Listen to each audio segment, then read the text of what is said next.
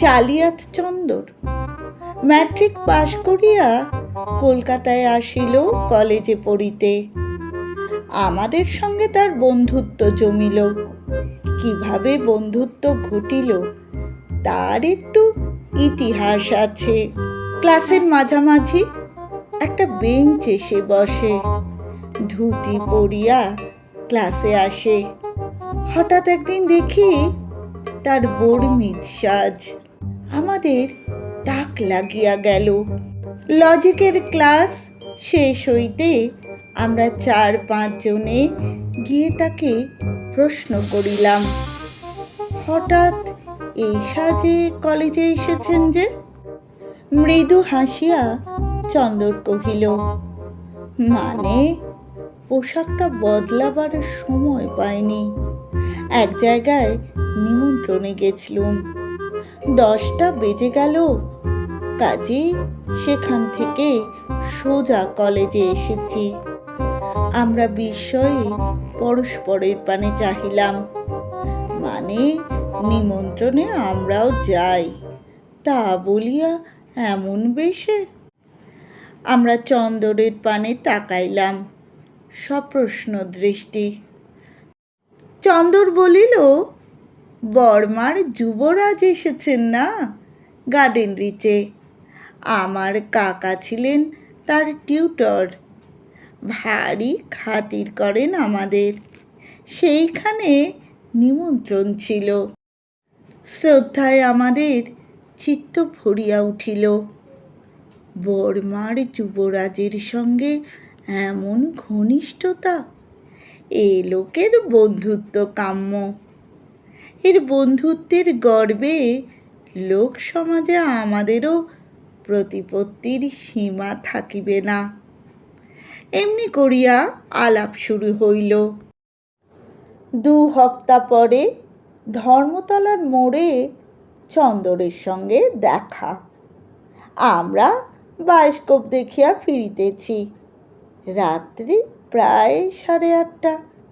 চন্দরের গায়ে মুসলমানি পোশাক, সিল্কের আচকান, সরু পাজামা, মাথায় ফেজ।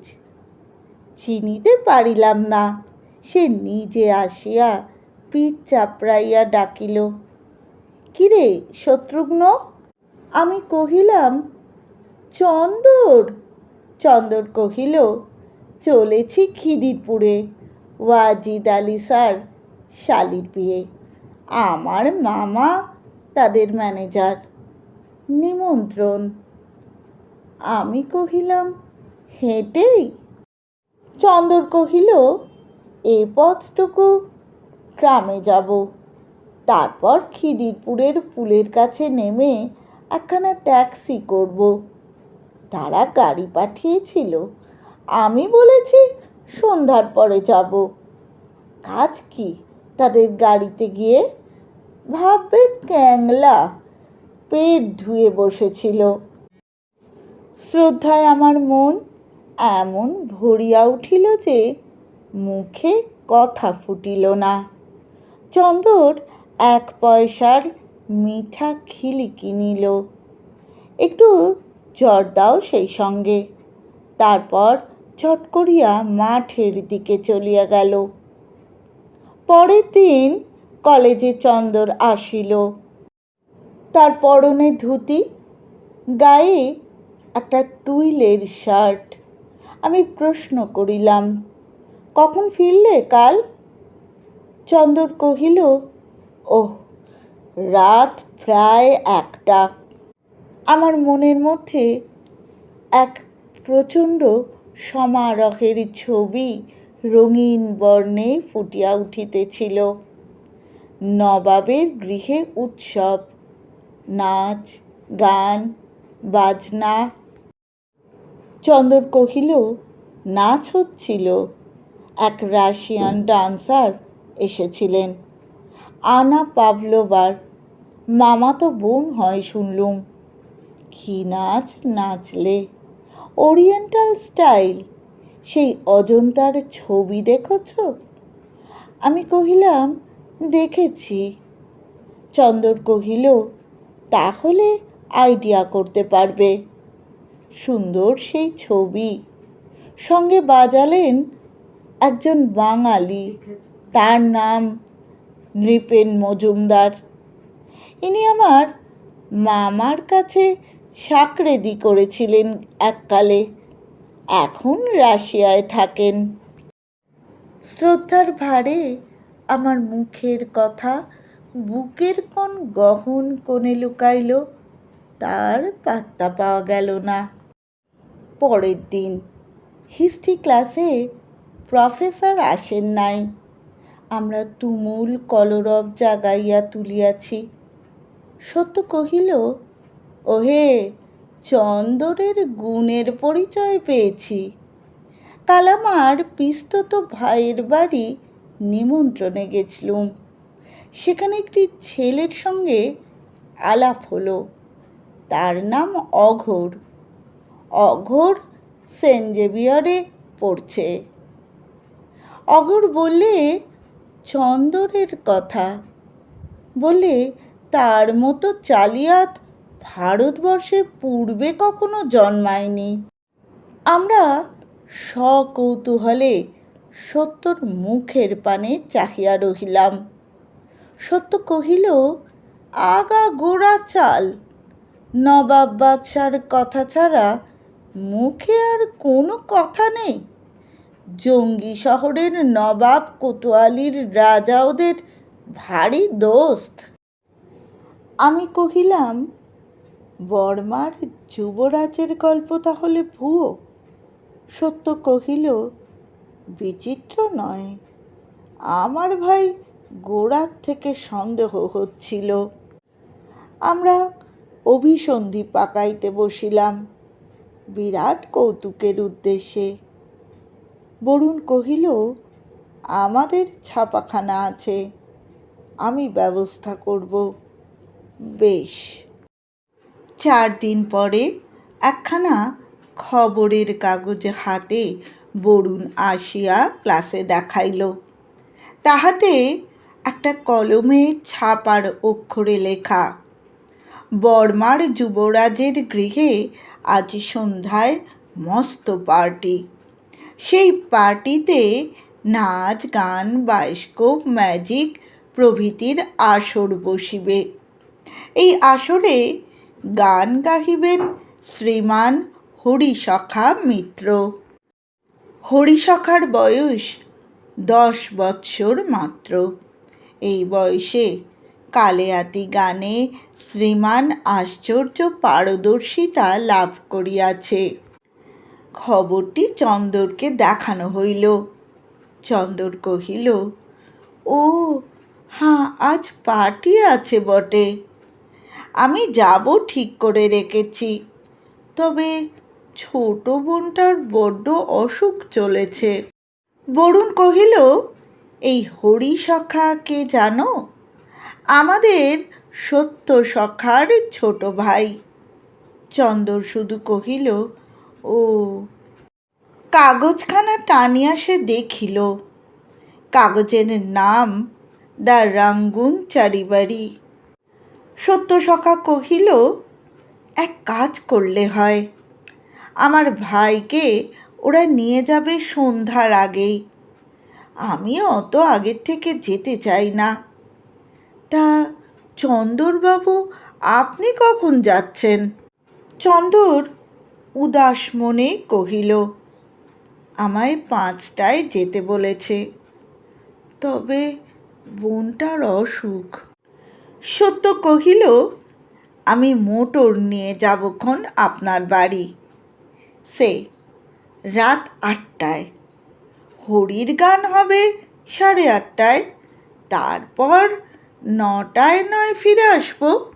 চন্দর কহিল, আমি যাই তো সন্ধ্যার আগেই যাব, না হলে প্রিন্স দুঃখ করবেন। তবে মুশকিল শুধু ঘটেছে বোনের অসুখ নিয়ে।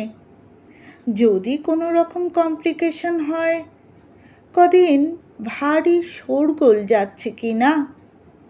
আমি কহিলাম, বেশ তো, সত্যর সঙ্গে রাত্রে যাবেন, সেখানে বলবেন বোনের অসুখের জন্য দেরি হলো। চন্দর আমার পানে চাহিয়া কি ভাবল, পরক্ষণে সত্যর পানে চাহিয়া কহিল, বেশ, আসবেন, অসুবিধা না ঘটে একসঙ্গেই যাব। সেই বন্দোবস্তই রহিল এবং তার ফলে রীতিমতো একটি অভিনয়, অর্থাৎ সত্য গিয়া চন্দরের দ্বারে হানা দিল সন্ধ্যা 6টার পরে। আমি আর বিনোদ গলির মোড়ে পায়চারি শুরু করিলাম।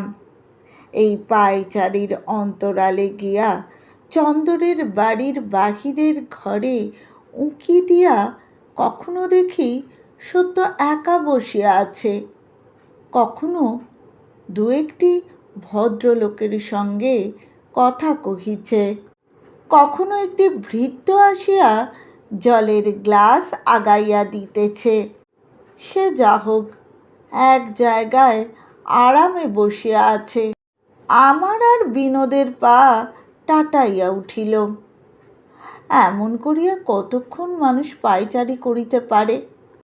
একবার সত্যকে ইঙ্গিত করিলাম। রাত তখন 8:30। সত্য নিঃশব্দে পথে আসিল, আসিয়া কহিল, চাকরটা বলিলে চন্দর দাদাবাবু বেরিয়ে গেছেন ডাক্তারের বাড়ি, ভারী বোখার। কিন্তু ওই যে বাবু দুটিকে দেখলে, ওরা হলেন চন্দরের মামাতো ভাই, অফিসে কাজ করেন। তারা বললেন, চন্দরকে বাড়িতে দেখছি না তো, বাড়িতে নেই। আমি কহিলাম, তাদের বললে না কেন? প্রিন্স অফ বর্মার ওখানে নিমন্ত্রণ আছে। সত্য জবাব দিল, বলেছি বই কি। শুনে তারা তো অবাক, বললেন, প্রিন্স অফ বর্মা, যেন আকাশ থেকে পড়লেন। তারপর বোনের অসুখের খবর জিজ্ঞাসা করতে তারা বললেন, অসুখ তো কারো নেই বাড়িতে। আরও জানলুম এটা হলো চন্দরের মামার বাড়ি। আমরা বুঝলাম চন্দর ভাগিয়া পড়িয়াছে। সত্য একদম মরিয়া হইয়া উঠিল। আমি কোনো মতে নড়ব না ও বাড়ি থেকে। সে বাড়ি নেই এটা ঠিক, তবে ফিরবে তো। সত্যই কিন্তু বর্মার যুবরাজ ওকে আটকে রাখবে না। আমি কহিলাম, আমি কিন্তু বিদায় নেব।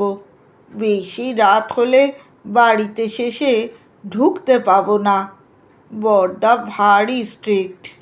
বিনোদ বলিল, কত রাত এমন পথে পথে ঘুরব? তুমি মদ্দা ওদের বাড়িতে সারা রাত থাকবে কি বলে? সত্য কহিল, না নড়লে তাড়িয়ে দিতে পারবে না তো কেউ। বাড়িতে ফিরিতে হইবে বুঝিতেছিলাম, তবু কৌতূহল সীমাহীন হইয়া উঠিতেছিল। থাকিয়া গেলাম। মোড়ের মাথায় একটা চায়ের দোকান। দুজনে 2 পেয়ালা চা খাইলাম, 2খানা করিয়া কাটলেট। তারপর দোকানদারের সঙ্গে আলাপ করিলাম। এমন চা কলিকাতার কোনো দোকানে খাই নাই। কাটলেটও বিলিতি হোটেলের সঙ্গে টেক্কা দিতে পারে। দোকানদার কহিল, হবে না, আমি গ্র্যান্ড হোটেলে কিছুকাল কাজ করেছি। তারপর ভালো লাগলো না। ভাবলুম পরের নৌকরি ছেড়ে স্বাধীন ব্যবসা করব, বাণিজ্যে বসতি লক্ষ্মী। তারিফ করিয়া আমরা কহিলাম, বটে তো। রং বেরঙের খরিদ্দার আসিতেছিল। কারবারটা প্রায় ধারেই চলে দেখিলাম। নগদ পয়সার আমানত তেমন দেখিলাম না। রাত্রি 10টায় দোকানদার বলিল, দোকান বন্ধ করিবে। অগত্যা উঠিতে হইল। উঠিয়া পথে আসিতে দেখি মেঘ না চাহিতে জল। একখানা ট্যাক্সি হুড়মুড় করিয়া আসিতেছিল। আমরা পথ ছাড়িয়ে দিলাম। ট্যাক্সি থামিয়া পড়িল। ট্যাক্সি হইতে কে ডাকিল, হ্যালো! চাহিয়া দেখি চন্দর, সেই বার্মিজ বেশ। ট্যাক্সি হইতে নামিয়া চন্দর কহিল, এইসো শত্রুঘ্ন। আমি কহিলাম, কোথার থেকে? চন্দর কহিল, আর বলো কেন, খিদিরপুর যেতে হয়েছিল। কলেজ থেকে এসে দেখি প্রিন্স টুলংয়ের মামা স্বয়ং। এড়াতে পারলুম না। যত বলি একটি বন্ধু আমার সঙ্গে যাবে, তা বললে একবার চলুন। যেতে হলো। সত্য কি ভাবলে? আমি কহিলাম, সত্য তোমাদের বাড়িতে বসে। বলিয়া চন্দর গৃহাভিমুখে ফিরিল। ট্যাক্সিওয়ালা কহিল, ভাড়া সাব। দাঁড়াও ভাই বলিয়া চন্দর মিটার দেখিয়া ড্রাইভারকে ভাড়া দিল। চাহিয়া দেখি বিনোদ ইতিমধ্যে ফেরার, অর্থাৎ উবিয়া গিয়াছে। রাগ ধরিল, তবু সত্যের সঙ্গে চন্দরের সাক্ষাতে কি ঘটে দেখিবার লোভ সম্বরণ করা গেল না। চন্দরের সঙ্গে চলিলাম। আসিয়া দেখি সত্যের সামনে টেবিলে থালায় এক রাশ লুচি, বিবিধ তরকারি, এবং সত্য পরমানন্দে সেসবের সদ্ব্যবহার করিতেছে। চন্দরের এক মামা তাকে খাওয়াইতেছেন। চন্দরকে দেখিয়া মামা কহিলেন, তুই তো আচ্ছা ইয়ে, বন্ধুর সঙ্গে নিমন্ত্রণে যাবি বলে একে এনে দিব্যি গা ঢাকা দিয়েছিস। চন্দরের মুখের উপর চাবুক পড়িল। চন্দর কহিল, হ্যাঁ হ্যাঁ, মানে হঠাৎ ভারী ইয়ে হয়ে গেল কি না। তা তুমি যাবে, আমি ব্যবস্থা করছি। মামা কহিলেন, কিসের ব্যবস্থা করবি? কোথায় নিমন্ত্রণ ছিল তোদের শুনি? বাড়ির কেউ জানে না। মা ভেবে অস্থির। বললেন, পাড়াগাঁ থেকে এসেছে কলকাতায় পড়তে। কোথায় গেল? গাড়ি চাপা পড়ল, না এই স্বদেশীর হুজুগে ধরা পড়ল। ইরেসপন্সিবল ছোকরা। চন্দর কহিল, দিদিমা ভাবছে। কথার সঙ্গে সঙ্গে সে ছুটিল অন্দরে। আমার রাগ ধরছিল। সারাক্ষণ পথে ঘুরিয়া বেড়াইতেছি, আর সত্য এখানে পরম আনন্দে। বাহির হইয়া আসিলাম। কৌতুকে যত আনন্দই থাকুক, তার একটা সীমা আছে। পথে আসিতে দেখি বিনোদ। কহিলাম, কোথায় উবে গেছলে? বিনোদ কহিল, ট্যাক্সিওয়ালাকে জিজ্ঞাসা করছিলুম কোথা থেকে এলো। তা সে জবাব দিলে হিঁদুর ধার থেকে। ভাড়া উঠেছে 8 আনা। একটা কথা বলিতে ভুলিয়াছি। চন্দরের মামার বাড়ি গোয়া বাগানে, অর্থাৎ হেদুয়া হইতে 10 মিনিটের পথ। বিনোদ আর আমি গৃহে ফিরিলাম। তারপর 3 দিন চন্দরের দেখা নাই। চতুর্থ দিন ইংলিশ লেকচার শেষ হইবা মাত্র জনার্দন আসিয়া সংবাদ দিল, চন্দর চুপি চুপি ট্রান্সফার লইবার ব্যবস্থা করিতেছে। আমাদের কৌতুক তাহাতে বাড়িয়া উঠিল চতুর্গুণ। তখনই মিটিং, এবং সকলে 1 টাকা 8 আনা চাঁদা দিয়া খুলিলাম ফান্ড। চাঁদা উঠিল 61 টাকা 12 আনা। এই অর্থ সম্বল করিয়া আমাদের নূতন রঙ্গাভিনয়ের ব্যবস্থা হইল। 2 দিনে রাষ্ট্র হইয়া গেল। জনার্দন বিলাত যাত্রা করিতেছে, এবং বিদায় অভিনন্দন উপলক্ষে সচ্চিদানন্দের বাগানে শনিবার আমাদের ইভনিং পার্টি। কার্ডে নিমন্ত্রণপত্র ছাপা হইল, এবং জনার্দন চন্দরের মাতুলালয়ে গিয়া তাকে নিমন্ত্রণ করিয়া আসিল। তাকে লইয়া মোটরে করিয়া সচ্চিদানন্দের বাগানে আনিল। সে কি আসিতে চায়? জনার্দন নাচরবান্দা। চা গান ভোজ আসর বেশ জমাট। হঠাৎ এক মোটর হইতে নামিলেন বার্মিজ বেশধারী এক তরুণ সুপুরুষ। সকলে লাফাইয়া ছুটিয়া তাঁর অভ্যর্থনা করিল। Welcome prince Tu Long of Burma. Prince Tu Long আসিলেন। আসিয়া সকলের সঙ্গে হাসিয়া আলাপ শুরু করিলেন। বর্মার সাদা হাতির কথা আমি পারিয়া বসিলাম। তিনি জবাব দিলেন, সেগুলো সাদা ইঁদুরের জাত, যেগুলো একটু বড় হয় ইঁদুরের চেয়ে। সেগুলো বর্মার হাওয়ায় থেকে হাতি হয়ে পড়েছে। এবার একটা হাতি কলকাতায় এনেছিলুম, তা এখানকার হাওয়ায় সেটা দেখি গিনিপিগ হয়ে গেছে। বিনোদ প্রশ্ন করিল, শুয়ারটা? প্রিন্স কহিলেন, কুঁকড়ে থ্যাবড়া নাকে পরিণত হয়েছে। এইটুকু বলিয়া প্রিন্স লাফাইয়া উঠিলেন, কহিলেন, হ্যালো ব্রাদার সান্দার। দেখি চন্দর চুপি চুপি সরিবার উদ্যোগ করিতেছিল।